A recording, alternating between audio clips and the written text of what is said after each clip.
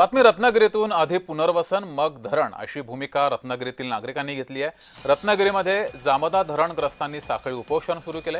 राजापूर तालुक्यातील काजिरडा येथे जामदा धरणग्रस्तांनी 3 दिवसांपासून साखळी उपोषण सुरू ठेवले। पुनर्वसनाची ठोस हमी मिळत नाही तोपर्यंत आंदोलन मागे न घेण्याचा इशारा या धरणग्रस्तांनी दिलाय। इथला आढावा घेतला आमचे प्रतिनिधी योगेश पांडागळे यांनी। पाहूयात। जामगे धरणाचा जो प्रकल्प प्रस्तावित आहे त्या प्रकल्पाच्या संदर्भात उपोषणाला बसलेले आहेत। साखळी उपोषण सुरू आहे आणि उपोषणकर्त्यांचा आजचा चौथा दिवस आहे। आपल्यासोबत उपोषणकर्ते आहेत, आपण त्यांच्याशी संवाद साधणार आहोत।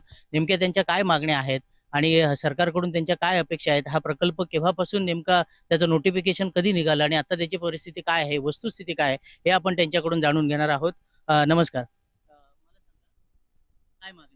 पर आमच्या मागण्या एवढ्याच आहेत की जर आधी पुनर्वसन आणि नंतर धरण जर कायदा असताना देखील शासन जर आमच्यावरती अन्याय करतोय आणि आमच्या मागण्या अशा आहेत की जर शासकीय स्वरूपात जर आम्हाला पुनर्वसन जर देणार असाल तर त्याच्यात आम्हाला काय मिळणार आहे शेतकऱ्यांना, तर त्याच्या म्हणजे ते आम्हाला हवंय। गेली 2 वर्ष काही दलाल आमच्या गावामध्ये येऊन शेतकऱ्यांना साधारण तरी म्हणजे 40% फक्त मिळणार आणि 60% त्या दलालाने घेऊन जाणार आणि या स्वरूपात म्हणजे शेतकऱ्यांना हातात काहीच मिळणार नाही। म्हणजे साधारण तरी 80% रक्कम ही दलाल घेऊन जाणार आहेत गावाच्या बाहेर। मग शेतकऱ्यांना काय मिळणार आहे?